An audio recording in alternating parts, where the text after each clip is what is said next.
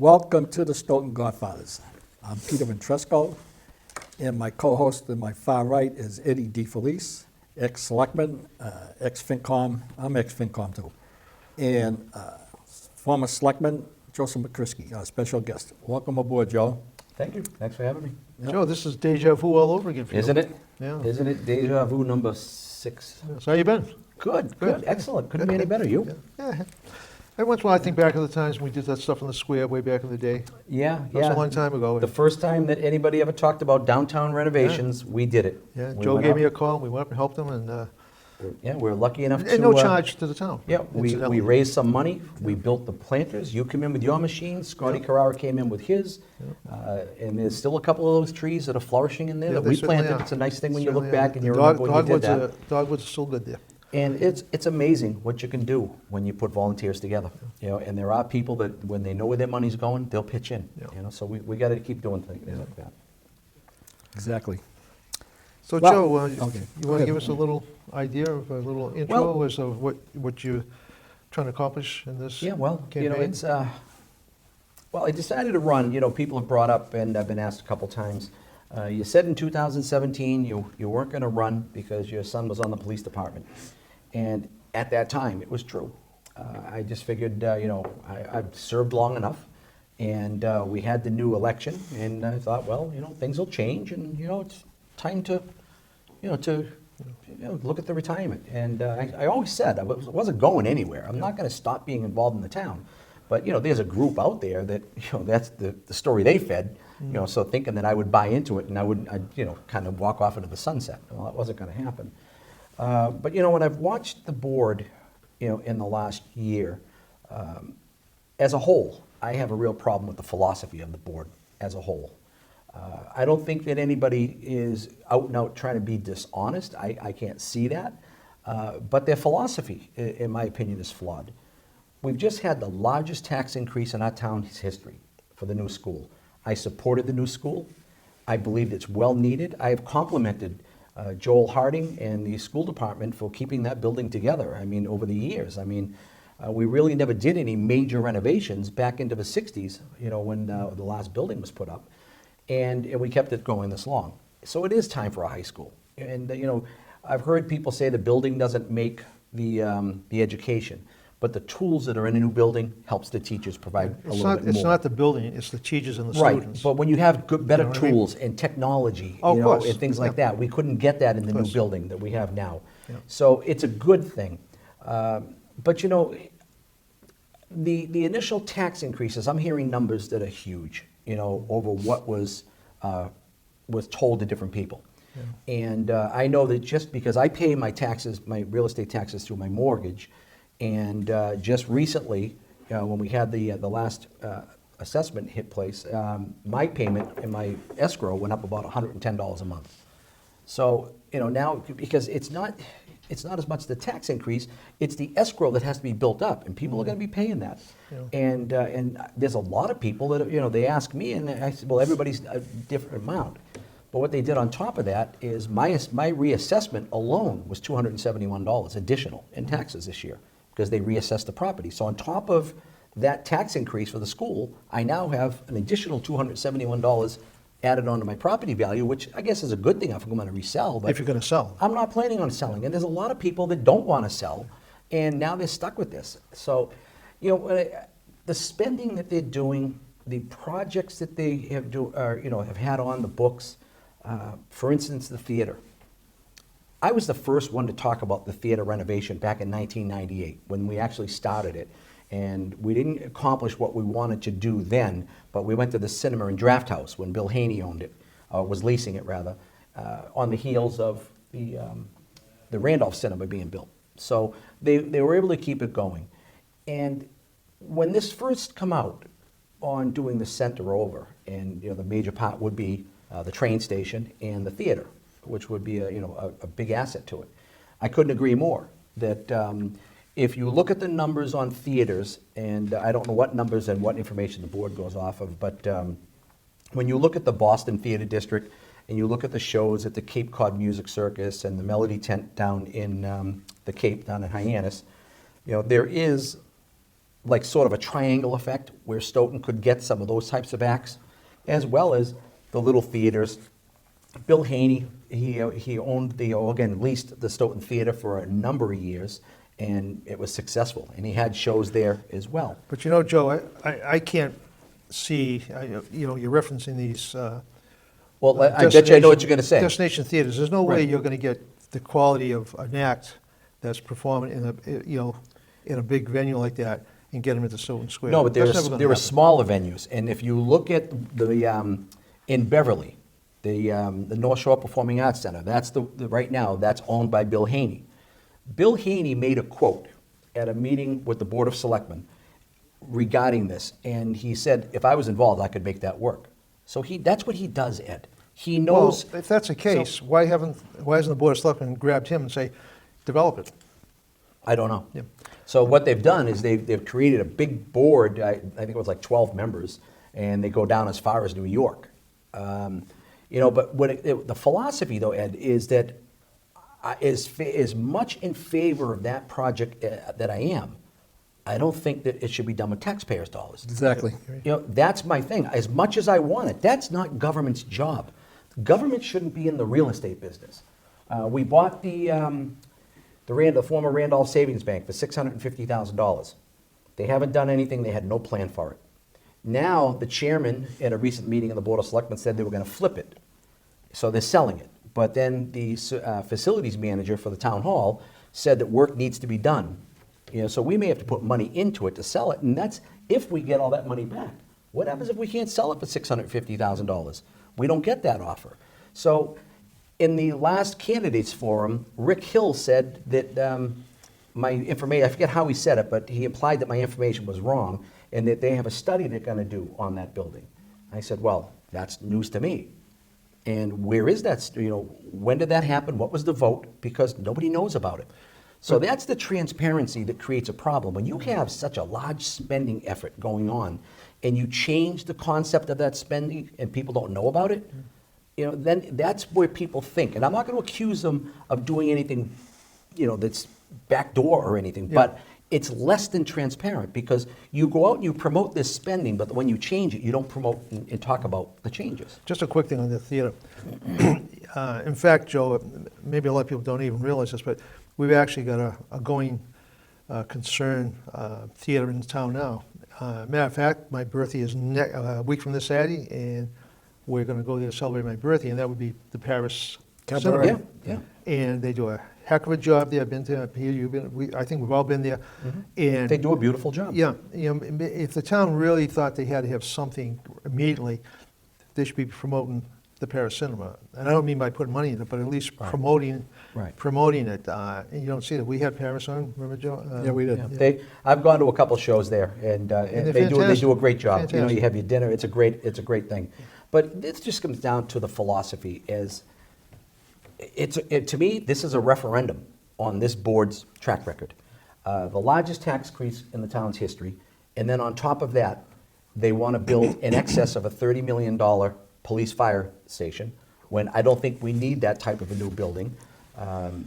We can still build, and the fire chief backs it up, we still can put a new building that meets all their needs on the original footprint on Freeman Street. And we'd have to buy a few buildings, and we may take one by eminent domain, but for a public safety building, that's what eminent domain was created for.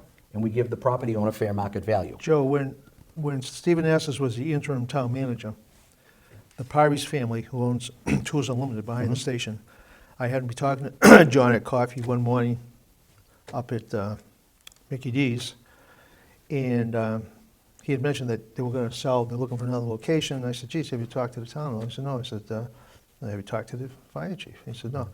So I made a point to talk to the chief. Matter of fact, we had him here one time too. And I asked him, I said, that property's for sale. Could that work for you?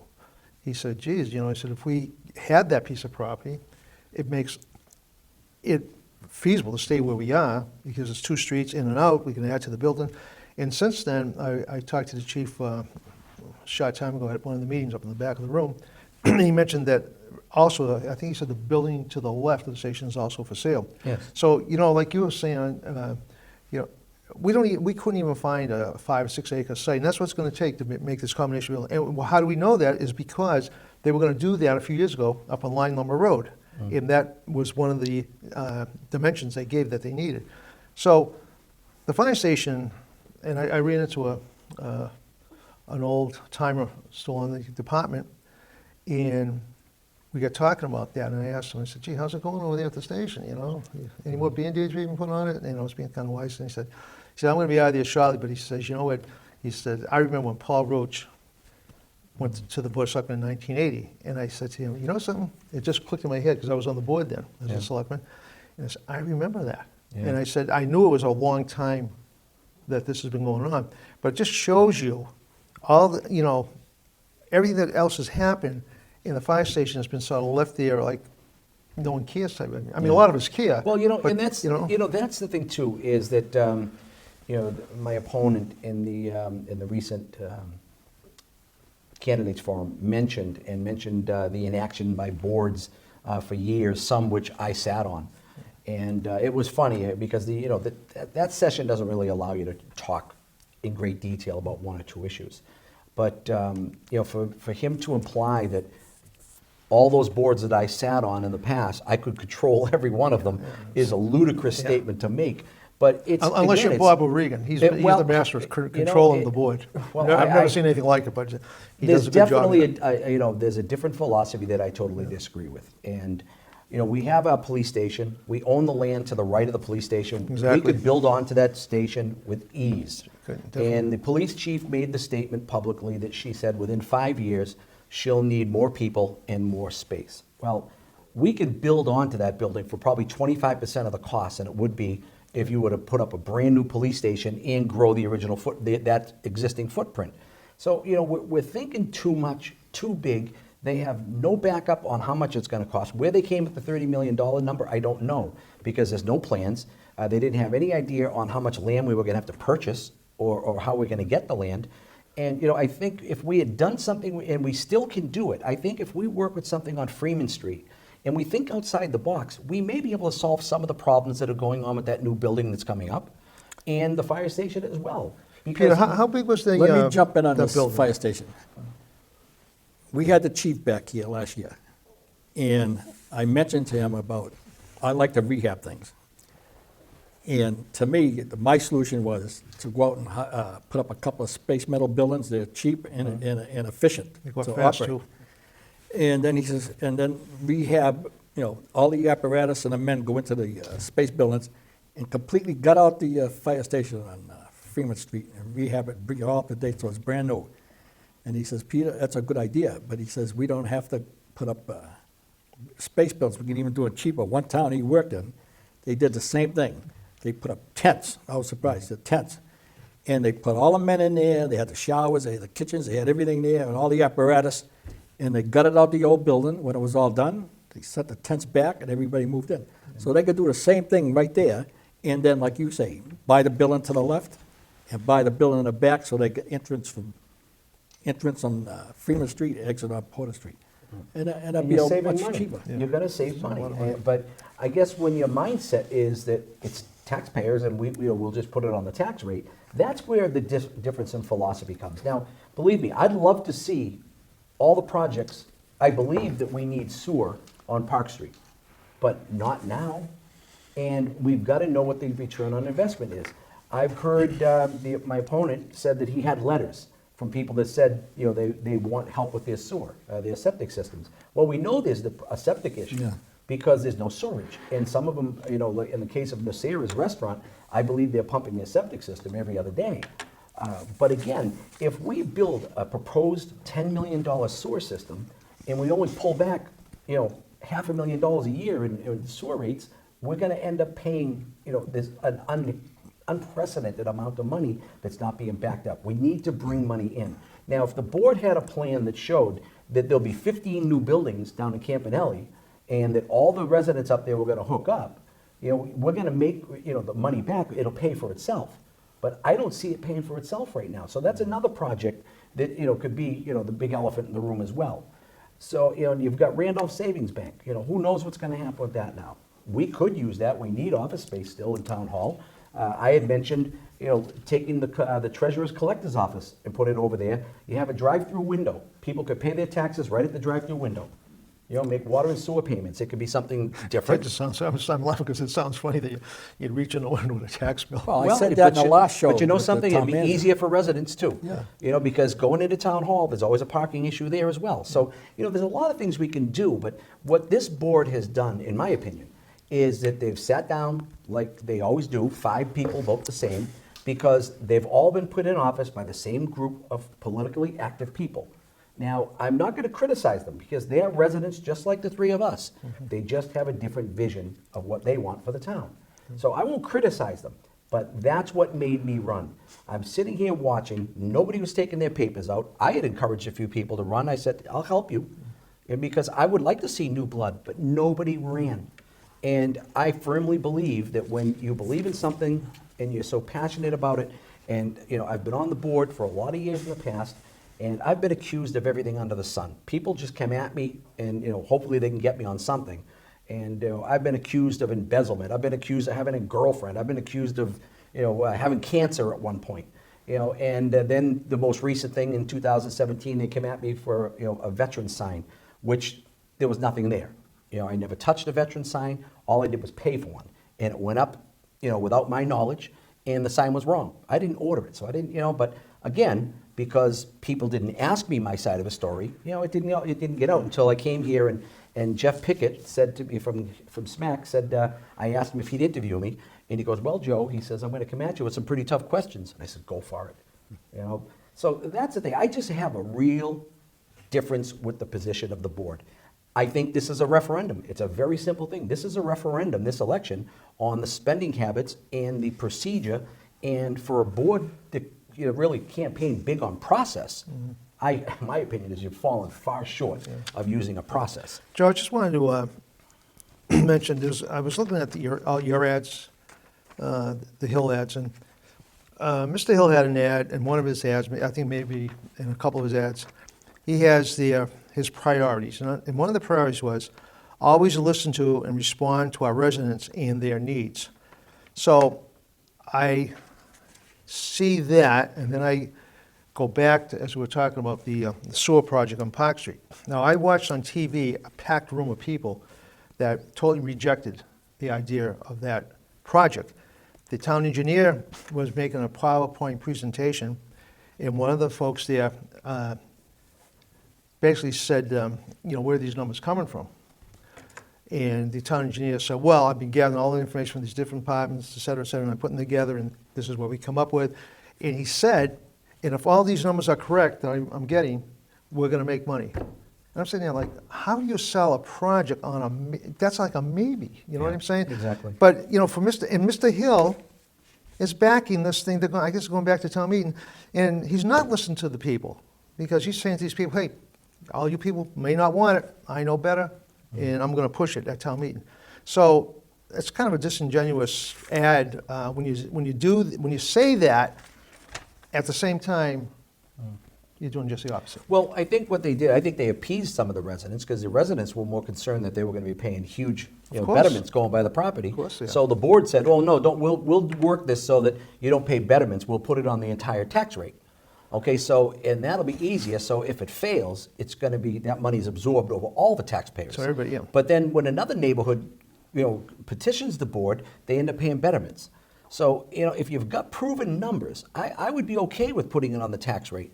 If you come in with solid numbers that says, we have a commitment that if we build this sewer system, we have a commitment that 20 new buildings are going to be built, and it's going to result in the town making money, I would say, let's build the sewer. Yeah. And then what I would want, though, is I would want the kicker that if we build the sewer and these buildings don't come, they pay a penalty and they pay it to the town. Because I'm not going to have taxpayers investing Well, in who's gonna a pay the black penalty? hole. Well, the people that would give their commitment to signing up to build, if they didn't build, they'd still have to pay us. Because you got to protect the taxpayers. I agree, we've got to move forward, we've got to try to grow, we've got to do different things and take the burden off the taxpayers. But one thing that the board did recently, and to me it looked more of a little political event more than than putting the information out, is they had this little gathering for seniors, telling the seniors and the veterans what they have available to them. To be able to get a savings on their taxes. They talk about deferred payments, which is basically just kicking your payment down. You know, my opponent mentions kicking the can down the road. That's all you're doing for the Yeah, residents. It's You're almost kicking the taking, can down it's the almost road. like taking out a reverse mortgage with the town. Yeah, well, it's a better than that, because they say, because you claim that on your taxes anyway. So it is, but you're not saving them anything. You're just kicking the can down the road. And you're passing it on to the, God forbid, if somebody were to pass in their home, the people that sell it now have to pay all those taxes and interest. So, I was thinking about this and I said, boy, if you want to make things more reasonable for the taxpayers, don't raise their taxes unless you have a proven plan of what you need. This is, again, this is my position. I think this is a flawed process, flawed to the extent that it's backed up by Lou Gito on the theater. I'll speak just on the theater. I shouldn't say everything. Just on the theater. Lou Gito, at the meeting of the Redevelopment Authority and the Board of Selectmen, tore the Board of Selectmen up on the theater because of their lack of a plan. They didn't know how much money they were going to bring in, how they're going to pay off the debt, all these things. And he stated to Mr. Stagnoni, he goes, I think of you as a friend. But these questions have to be asked. John Morton, who everybody knows, John Morton wrote a 3-page letter to the Yeah, Board of I saw Selectmen. that and read that, He yeah. tore them up for the same thing. And furthermore, John backed that up on town meeting floor. Oh, he And even brought did that that at all town up. meeting. Yeah, Yeah. so, so he did that because that's what he believed in. And that's one thing that I get along with John Morton. John Morton has always been a guy that's approachable to me. We talk, we have a lot of differences, but we agree to disagree, and we try to get something that we can build and move forward through with the town. And but town meeting handed the board their rear ends to the point that the board came back, and it's on TV, it's on the smack. Yeah. They said, we've got to find out where we went wrong. Wrong, yeah. And I'm sitting home saying, you didn't have a process. Well, That's they where did, you and they went didn't wrong. have the information. Can I touch My a understanding little was that bit they were on the doing that on the a week seniors before the town tax meeting. break? Yeah. I wanted to go to one of them 3 meetings, but I just, time-wise, I couldn't do it. But now, on his PowerPoint here, and a penny saver, Mr. Hill wants to reduce taxes for seniors, says that's his top priority. Now, fact, in his 9 years on the Finance Committee and as chairman of the Finance Committee, he voted against the tax relief for seniors 4 times on an article presented to town meeting by Peter Vitrusco and Eddie DeFelice. So now all of a sudden, 10 years he didn't do anything to help us seniors. Now all of a sudden, because it's become a political basketball for him, so now he wants to do something. But I don't know, our plan was to piggyback on the Department of Revenue, the state tax, where you fill in for the circuit breaker for seniors. And that can be anywhere from $5 to $1,000, depending how much you make and how much you can deduct on your taxes and sewer rates. And when we first presented that, it would have cost the town $380,000, because the state already knows how much they paid out when seniors fill out the state tax on the circuit breaker. Yeah. So now, last year, as we had the Brian Lynch here on our last show, which will be showing this Friday, I hope, about how the whole program works. And they were never interested in it. So now that circuit breaker is the best thing for seniors, because you can make up to 70-some odd thousand as a couple, and you can get up, now they went up to $1,100. When we first pushed this, it was $1,000. Steve Mitchell's mother, she hadn't filled out income tax for years because she didn't make enough. Yeah. So I said to him, your mother would be a perfect candidate for this. Have her fill out taxes, and it's retroactive 3 years on a circuit breaker. So she did. She got $3,000. 3 checks, $1,000 each for each year. Yeah. So that, for her, was going to go on $1,000 each year for her. Yeah. That was cash she was getting in hand. But for people that file a tax every year, it's not going to be cash in your hand. The state takes that deduction off of what you owe. So if you don't owe, then you get the cash.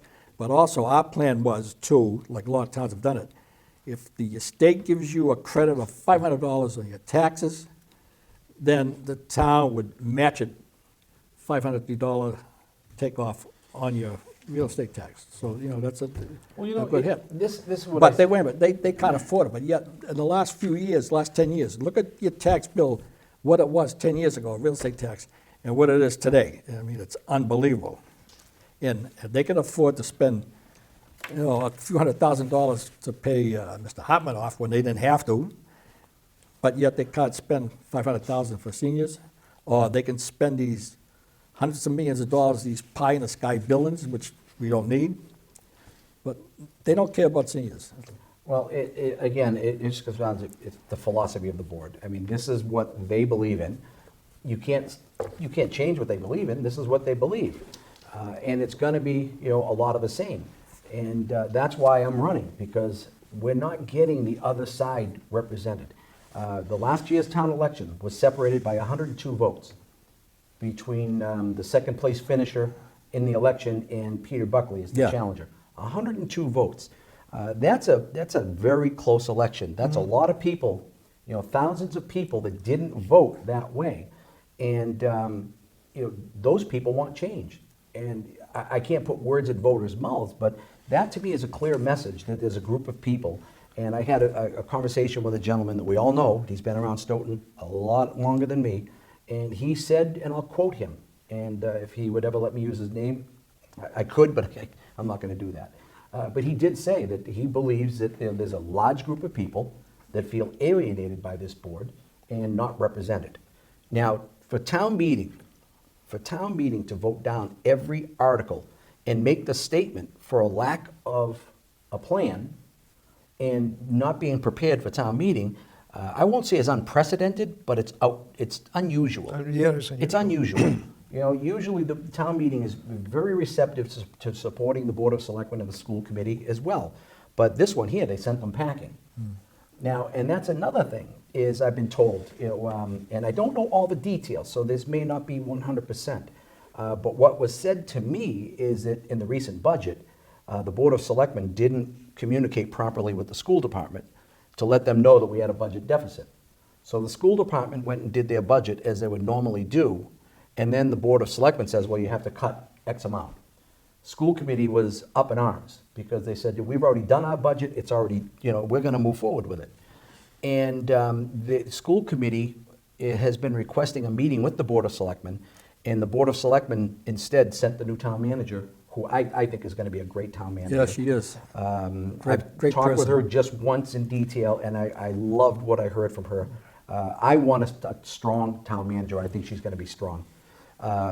So they sent the town manager to talk to Dr. Rizzi. Well, when you're a representative of people, and the school committee is the representative of people, those two boards have an obligation to the residents of Stoughton to sit and talk. Now, this board has done just that with the theater. You've heard people say how we're going to take it by eminent domain because the owner of the building is going to tear the theater down. Well, that was a correct statement, but they didn't use the whole statement. Now, I took it upon myself because I wanted to learn the facts. I've brought business to Stoughton. I brought the Kenworth Trucks Company to Stoughton years ago. I got a National Guard recruiting station in downtown years ago. And most recently, in 2017, I helped solidify a spot for Morel's Barbecue when he came to town. And there was a group of people that were trying to run him out of town because he was selling his barbecue stuff out of his trailer. Yeah. Now, he wasn't originally in a spot that you shouldn't have been at. It was on top of a 10,000-gallon gas tank. Yeah, yeah, so, right, that's right. but when I met him, we talked, and I said, listen, I'll help you. Because, I've been involved long enough. I know a lot of people. And it took about 3 days to secure a spot down at the Sons of Italy Farm. And he was down there selling. Now Morel's has, a building. Yep. He's paying taxes. He's employing people. Yep. And if the other group had their way, he would have been gone. Yep. So we got to think outside the box. We're not doing that. We're staying funneled on these spending issues. The theater, I met the owner. I went to the owner's house and knocked on his front door. And I met with his family. I met his wife and his 2 sons. And when he had come back from a trip he was on, I met with him. And he said, I have a real problem when somebody says they're going to take my building by eminent domain. Sure. And they're not even going to involve me in the plan. And he'd said, I did make the statement. I asked him about the thing being torn down. And he goes, yes, what I said was, I would rather tear the building down than work with the guy that's in there now. Well, Joe, they did basically the same thing on the Parsons building. They were at the point, this is recent, that they just had to dot I's and cross T's and get the project out the door and get going on it. And instead of encouraging them, because the planning board had told the board that, this is ready to roll, pretty much, ready to roll. And even with that, O'Regan and that crew started this eminent domain stuff. Here's a guy, That was all at the same meeting. I was just saying, yeah, The here he builder, the is. developer was there. Yeah, he's ready to start the And they knew he was project. gonna start in March, but they're still gonna take. Yeah, and they're still threatening eminent domain. I mean, you know, this whole thing for years has been, Stoughton has got to be business friendly. And at some points in time, we were. But in recent times, the elitists in this town have made it so difficult for a business to locate and thrive in this town. And while at one side of the mouth they're talking about they're business friendly, the facts are they're not. Right. Well, if you look, and actually, it should have, yeah, it did come out in the Penny Saver. I'm thinking what day it is here, Thursday now. I had an ad come out in the Penny Saver yesterday, and it talks about there have been buildings renovated in downtown without the involvement of the Board of Selectmen whatsoever. So people have seen the value of downtown. You had Steve Kelly that renovated his building. You had... He's done a few buildings in this Yeah, way. Covo Development put up a nice one on the corner of Monk Street. Yep. You had the, where Olivio's Pizza, and that one was done by... Billy, Yeah, Bill, what's his last name? Owns Suburban Electric. And he did that building. Piazza. Piazza, yeah, Yeah. that's it. And that building was done to its original historic condition with, everything. So, we've got the buildings that have been renovated. People have made investments in downtown. They see the value. And I left out, I'm sorry, the cinema, not a cinema, the brew house, which was the old Porter Street Cafe. Yeah. Right? And, people will criticize the guy. Stephen Astis did it with his own money. Didn't come out looking for any, for any grants or anything like that. He built it. He saw the value. And now you have Leo Fay, and they're running a great business. Oh, yeah, it's Right? no So, question about it. things are getting done. But, this board has the idea that we know how to get it done. Last I checked, there's nobody with any commercial real estate license or career. That's not what I know how to do. I mean, my business is truck safety and bus safety and insurance rates. So that's not me either. But we need to get a developer that knows what they're doing. Let's back up in all those years that my opponent says boards never got anything done, when we had the biggest private-public partnership in the history of Stoughton was Technology Drive. All right? I mean, that was all swamp and rocks, and Conroy Development came in, worked with the Redevelopment Authority, and became the largest tax-producing piece of property in Stoughton. Look at the businesses that have gone up there. So it can be done. There are developers. And the gentleman that restored the former Shaw's Market, I think it was Winslet, I think it was. And I may get the wrong last name, but it's pretty close. I apologize for the mispronunciation. But he asked me years ago, he said, is there any other projects in town I can get involved with? At the time, the only thing we had going on was up on Pleasant, or Turnpike Street. But there are people that's what they do. They know where to get the numbers. They know what the market's looking for. They know the traffic counts on highways and things like that. But, this board thinks they know it. And we're not going to be successful if we think in-house and just think we have all the answers. Joe, talking about technology park, and it did take a long time to develop, for one thing, but that's in the past. We have people supposedly at Town Hall that are economic developer, are supposed to work with economic development of the town, and they're supposed to be reaching out to all these people. We have a 6-story building, the former Reebok building, sitting right on Technology Drive, right off the highway. Yeah. That should be a prime piece of property. It should be easy to lure somebody. Regan was talking a few weeks ago, we're going to make this pharmaceutical and whatever. Biotech zoning. Well, for crying out loud, they could probably get one of these people to come in now. Well, that building is, Campanelli has bought that building for a fire sale price. Right. And now the taxes that were here on that building are somewhere here. Right. We lost a lot. Here's our problem, Ed, and it goes back to people that don't know their limitations. I know my limitations, and I'm not a commercial developer. I'm not a Fortune 500 CEO with billions and billions of dollars. But I'll quote Steve Jobs of Apple. And he once said, he says, we hire smart people so they can tell us what to do. We don't tell them what to do. Yeah. Our people, our planner, she spent more time in her role being told what to do than doing what she knows how to do. The economic development person, If I had my way, I would have the economic development person going out on her own and doing what she does good. I'm not going to tell her what to do because I'm not in that field. That's what she's getting paid, a very good salary, like a lot of our employees, to do a job. But then their hands are tied. They're not able to do that job. So we've got to let our town employees that the residents pay through their taxes for, salaries, to do what they know how to do. If they're not able to do that job, then we find somebody else. Yeah. It would be refreshing too, Joe, going on what you just say. This board especially, they talked about transparency when they were running for these offices. It's got to be the least transparent board in the history of the town of Stoughton. I went to one meeting where they had 2 executive sessions, one in the beginning and one near the end. I mean, I don't know the total minutes that they've spent in executive session, but it would probably be astounding to people to see how much time they were behind closed doors. I would like to see them bring in some of these people in public to talk to them. Let the residents know that there's some people that are interested in doing whatever it might be, and get some input from the town, from the residents. Gee, that's a good idea, maybe it's not good. But we should have more public hearings, and public hearings before the people, not in the back room, not in the attendance room. Yes, I don't know. A lot of them executive meetings, they go in there to talk about 2 things, most of the times, theater and the railroad station. I mean, why are they going in executive session? Everybody's listened to the We all story know for 10 about years. what's going on. Yeah, we've heard all the prices. So what's the and- secrecy? Well, you negotiate. I mean, the train station, you Well, do if have you're to, negotiating, that's different. Yeah, and that's it. Yeah, I don't that's know. I different. can't make a statement as to what they're doing in executive session. I do agree there's a lot more of it. They're going to Yeah. say it's because they're doing a lot more than other boards have done. And we won't know until it's all out. But it just comes down to, and I said this, I'm not opposed. In philosophy, I'm not opposed to, some projects that the board wants to do. What I'm opposed to is that everything all at once.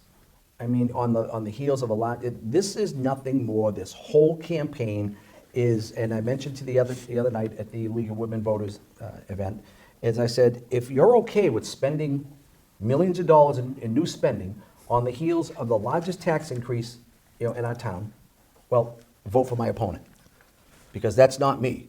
I'm not going to do that. We have another big project that's coming up, implementation of the new high school. Now, when that building comes up online and we've got kids in there, that may need help from the municipal side of government. We should be there to support our school committee and the teachers and the superintendent, especially a new superintendent coming in. But we can't if we can't talk to the school committee. And this is the thing, is that when you think, and this is what this board's doing, they think everything they're doing is the right way. Well, I don't know who is, all I know is I was told by a school committee member, and it's another person as well, that it's a bad relationship and it's fractured at best. Yeah. So if you can't talk to the school committee, you're not taking input from residents as much on issues, what are we doing? Are we producing anything? Yeah. In some ways, this board is doing a lot of things they criticized the previous board for. They're just doing it in a nicer way. Joe, I was just looking at one of Mr. Hill's ads, kind of along what we've been just talking about. He says here, one of his priorities is to reduce the tax burden on our residents. Now, how can you say something like that and promote all this spending on all these, as Peter would say, pie in the sky projects? How can you say that as a statement? And furthermore,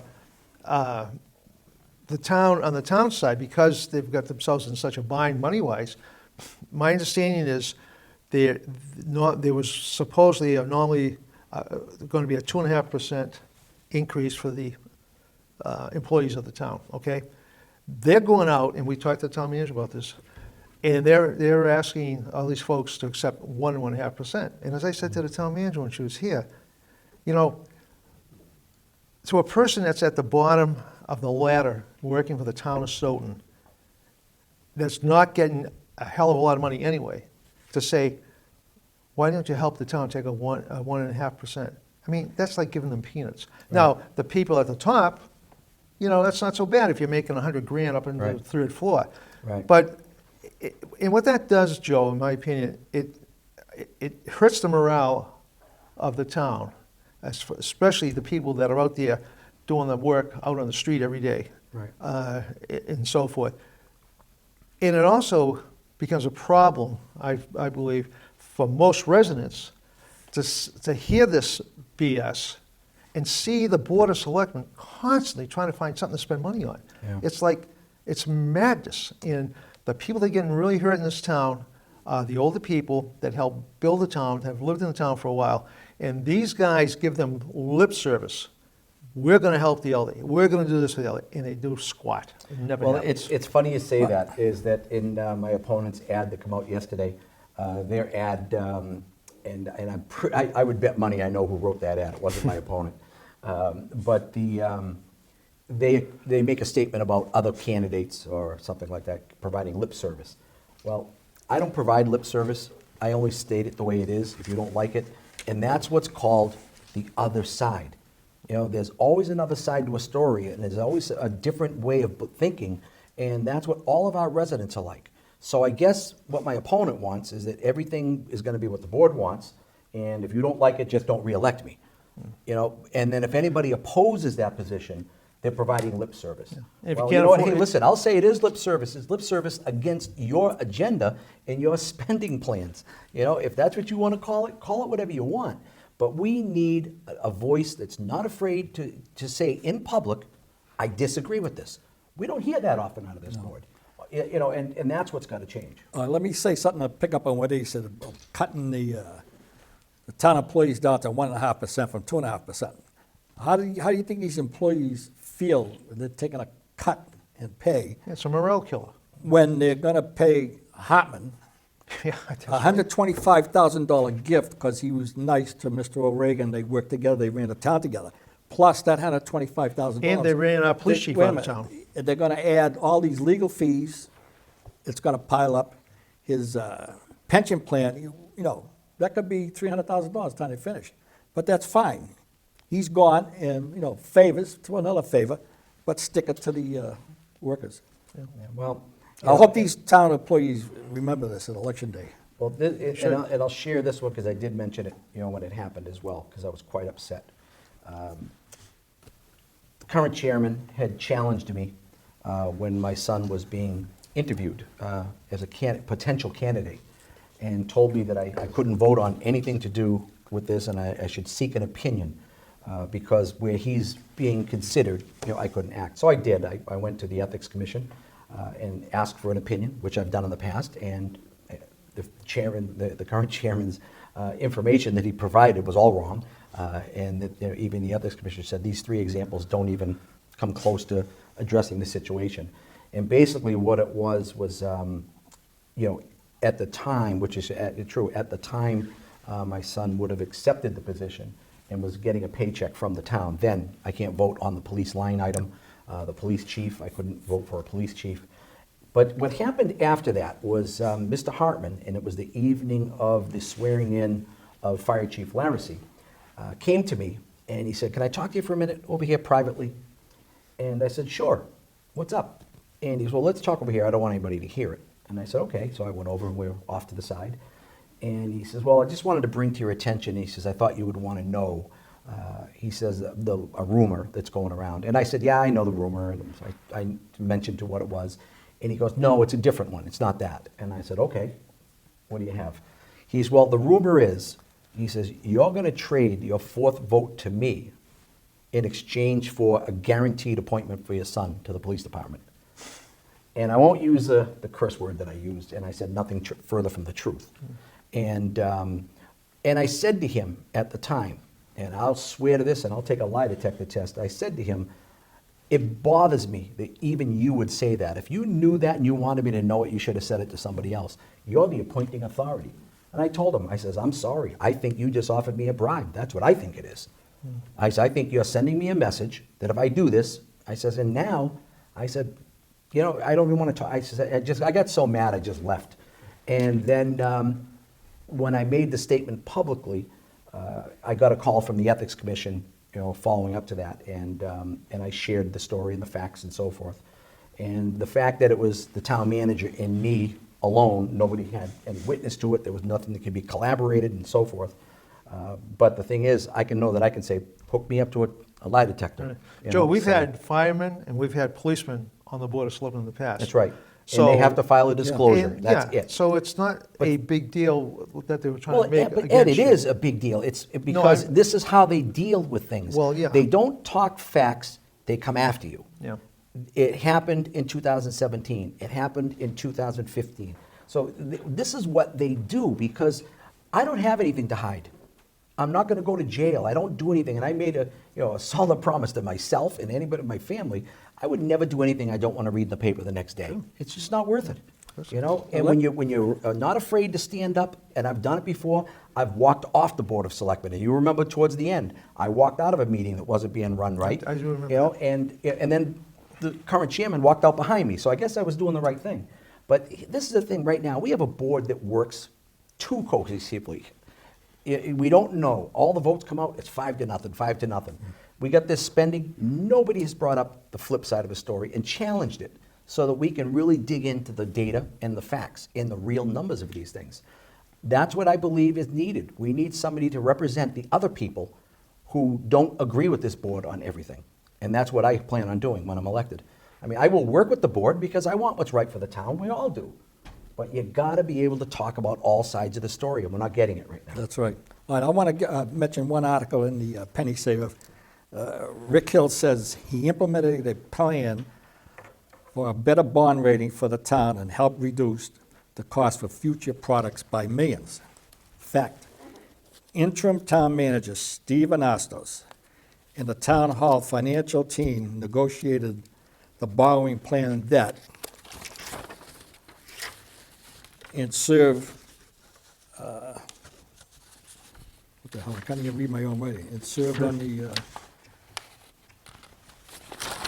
let me cut this short, then, okay. The borrowing plan that helped us get a better bond rating, not Rick Hill.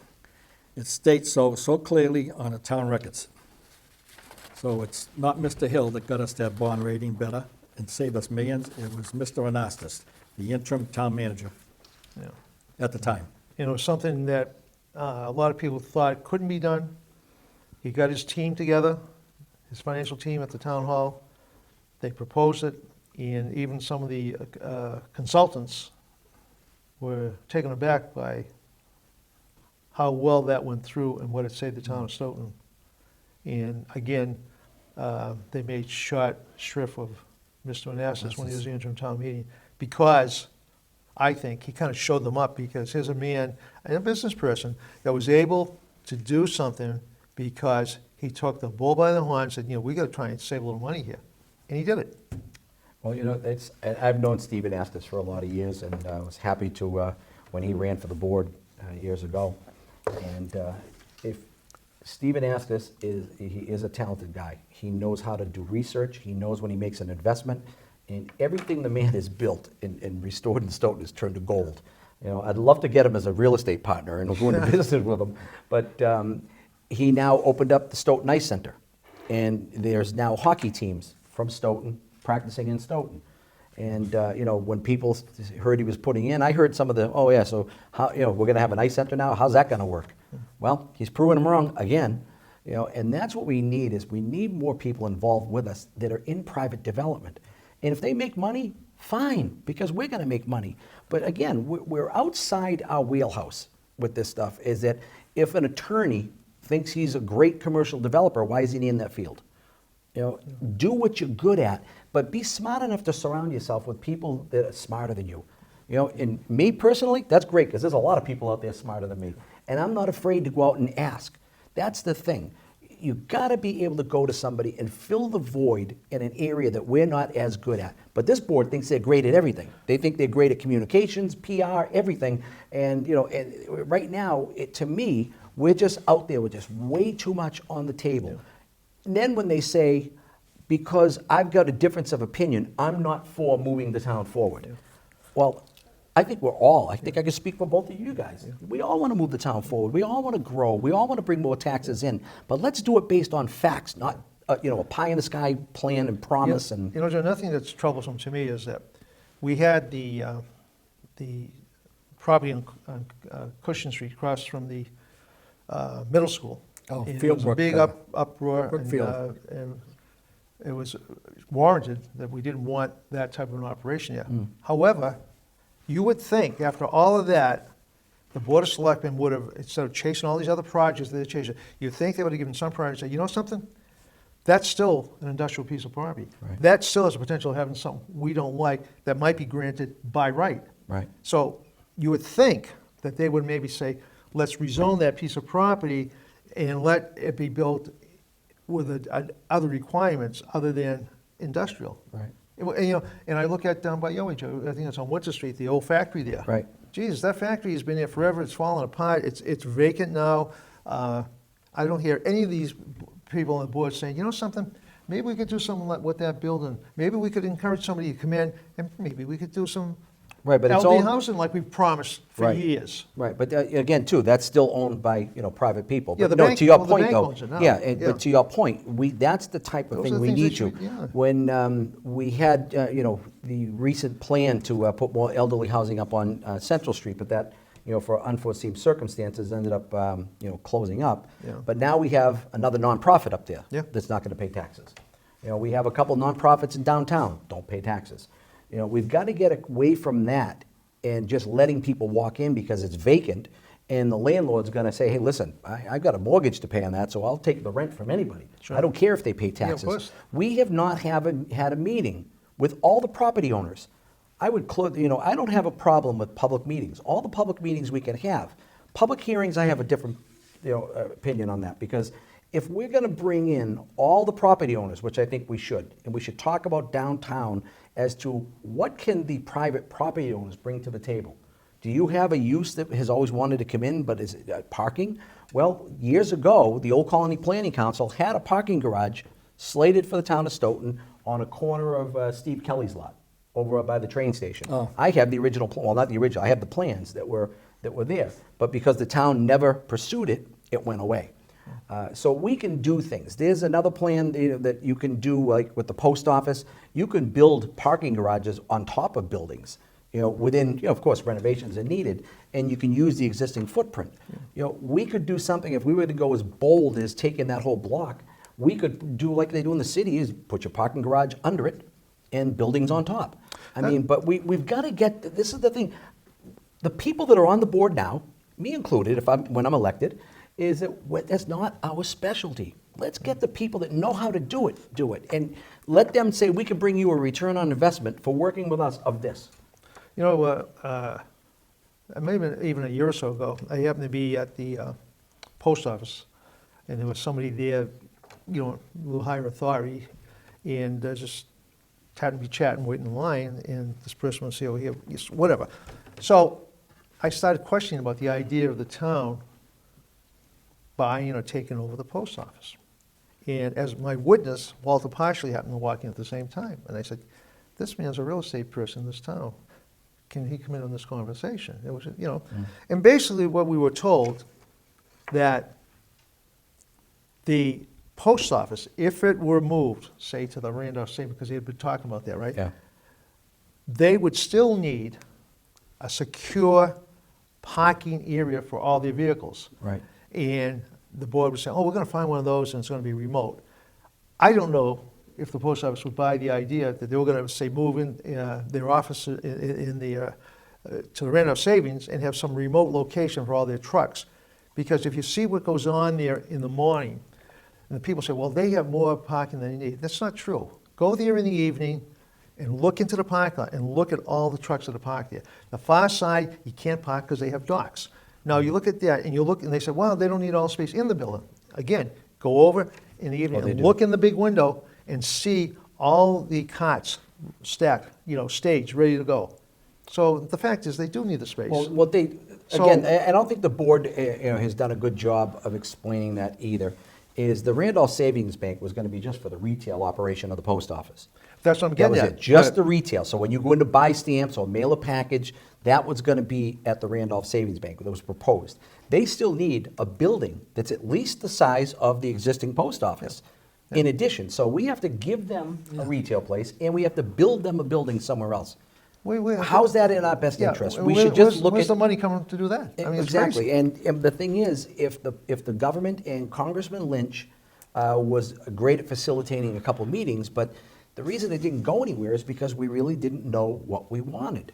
We didn't have the facts to go in and try to strike a deal with them. And I'm not sure if we could really do it either. But again, we have to look at it. Who knows? We could get some great deal and it's cheaper and everything, is a win-win for You're everybody. dealing with the U.S. government, and these guys think that Yeah, they but are when you going to have- control the U.S. government. It's not going to Well, happen. no, but when you have a congressman that's as close to the town of Stoughton, like Joe Mokrisky was, and now Congressman Lynch, all it is, it's the same relationship, just a different looking person and a few years younger. We had the congressman You know? here one time. Yeah, But- Steve Lynch is a good friend of the town of Stoughton. Good guy, Just like Joe Mokrisky was, and it's changing times, but we can do a lot, but this is the thing, we have to be able to talk as a community. I'm not gonna take shots at people in this election. It's not worth it. I don't win from that. I'm not gonna accuse anyone. I have no problem with my opponent. I think he's a nice man. I don't have a problem with him. I see him, I say hello, I shake his hand, I smile. I just have a whole difference of opinion as to what we need on the Board of Selectmen. And this is the election Well, we that's got 1 here. second left. yeah. Good night, everybody. Too late. It's Stoughton Godfathers. I'll take it in. Too late. We ran out of time. Well, you didn't, see, I can't see the number. You should have said something. No, let's keep talking, what the hell? Keep talking. How do I get the evidence? Can you fit a 1 minute thank you? And would you be able to fit that in if I gave it? Yes. Hit it. All right, so, well, Ed, Peter, thank you for the opportunity to have me here to talk about, the issues for the town of Stoughton. And to the Stoughton residents that are watching, I would ask for your vote on April 9th for the simple reason that I believe we need another opinion on the board, somebody that's not afraid to bring up the other side of a story, to talk about facts, to look at all of it. I say a collision of ideas. I know a few people didn't like that and they had it, but a collision of ideas makes sure that everything gets brought out on the table and we segregate what works for the town of Stoughton and remove what doesn't. That way we get what's best for you as the taxpayers, your tax dollars, and the future of our town. So that being said, again, Eddie, Peter, thank you for Yep. letting me Thanks be for here for a coming little on our while and show. talking about the issues. Yep. Good luck, Joe. Thank you.